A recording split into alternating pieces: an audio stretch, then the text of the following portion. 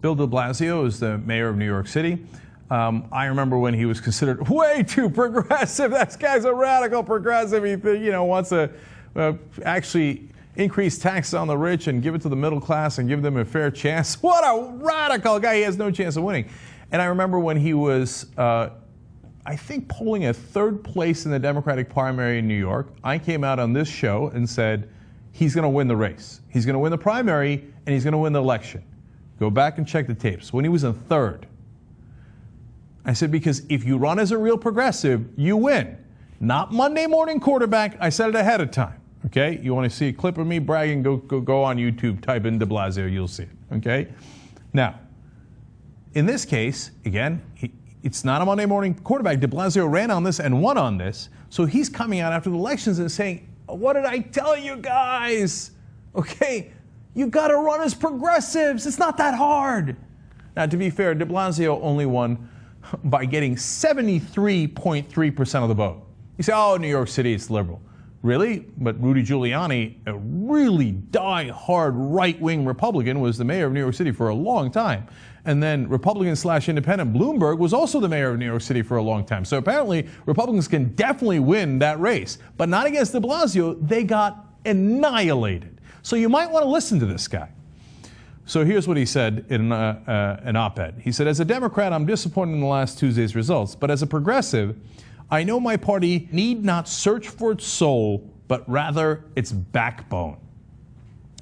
So he's right. Right now is when they do soul searching. What soul do you have to search? Please spare me. Okay, it's not that complicated. You look at every major poll on almost every issue in the country, and Americans are anywhere from moderately progressive to massively progressive. In the reddest states in America, minimum wage passed with overwhelming margins, 65-35, 69-31, okay? The country's progressive and they hate income inequality. How many Democrats are on it? Almost none. He explains the few that did, and of course, they are the ones who won. All right, he explains, bold progressive ideas win elections, just as Senator Al Franken, who's fought fearlessly to reign in Wall Street and won by a larger margin on Tuesday than President Obama did in Minnesota in 2012. Or Senator Jeff Merkley, who never backed away from his support for Obamacare, a federal program that is already working to reduce income inequality and promises to do more to address the inequality crisis than anything out of Washington in generations. Merkley won re-election in Oregon by 6 points more than Obama won that state in 2012. When you run as a progressive, you outperform expectations. Remember, Al Franken barely won last time around. They had to do a recount for a long, long time. So a Republican could easily win in Minnesota, have won in Minnesota in the past. Al Franken, in this case, does better than Obama. Why? Because he actually ran as a progressive. What is it going to get through their stupid heads? Okay. De Blasio continues. Then there's Governor Jerry Brown, who cruised to re-election after championing and winning a millionaire's tax that dedicated funding to California's public schools. Now, again, oh, California is liberal. Wait a minute. Arnold Schwarzenegger, a Republican, was governor of California for a long time. We've been saddled with these crazy tax rules in California for decades because of Republicans, okay? So now Democrats are winning. Why are they winning? It's not like the same people who were voting all of a sudden became much more liberal. No, they like what they heard. Hey, you want to raise taxes on the rich? Did it ruin the economy of California? Of course not. California is the 7th largest economy in the world by itself. We're doing perfectly fine. LA's doing great, and the entertainment industry, etc. Silicon Valley and San Francisco, it's all doing wonderful. Agriculture in the middle. And we raised tax on the rich. It didn't hurt. It helped. And that's why he got an overwhelming victory, Jerry Brown did. Okay, well, now de Blasio says, of course, what a lot of people always fire back at progressives in Washington. They say critics will point to competitive Senate races in Kentucky, Arkansas, and North Carolina as places where such progressive policies would all but ensure Democrats' defeat. Our question is, how would they know? I love that. In those states, Democratic candidates didn't say much about progressive taxation, expanding health and retirement benefits, or implementing anti-poverty efforts like universal pre-K or affordable housing. I love that question. How would you know? You've never run as a progressive ever. I guarantee you that if in Arkansas, Mark Pryor talked nonstop about the minimum wage, which won overwhelmingly on a ballot measure in Arkansas, he would have done a hell of a lot better.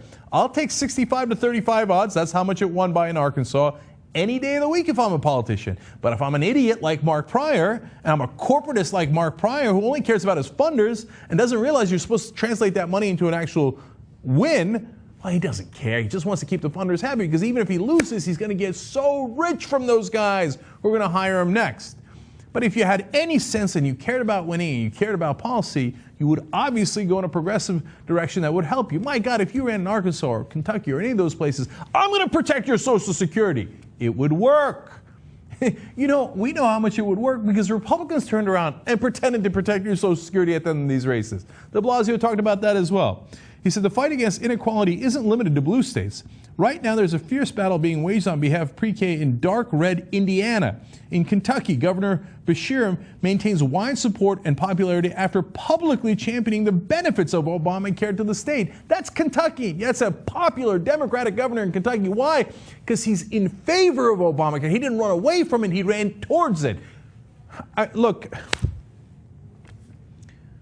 there are only two possibilities. One is they just are hooked on the money and they just can't get past whatever their donors tell them to do. They say, yes, sir, absolutely, sir. I will never work for fair opportunity for the people of my state. I will only work for you to crush the minimum wage, make sure the kids don't get an education so you can get your tax cuts, etc. That is the likely possibility, and it's systemic, that problem. The only other possibility is not something that helps them. They're incredibly, like earth-shatteringly stupid. They see polls, they see Republicans running towards those issues, they see anytime a Democrat does it in the red states, it totally and utterly works, and they go, nope, I'm not going to do that. My consultant in Washington said I should run towards the Republicans. Which one is it? Are you stupid or are you corrupt? Unfortunately, the answer might be both.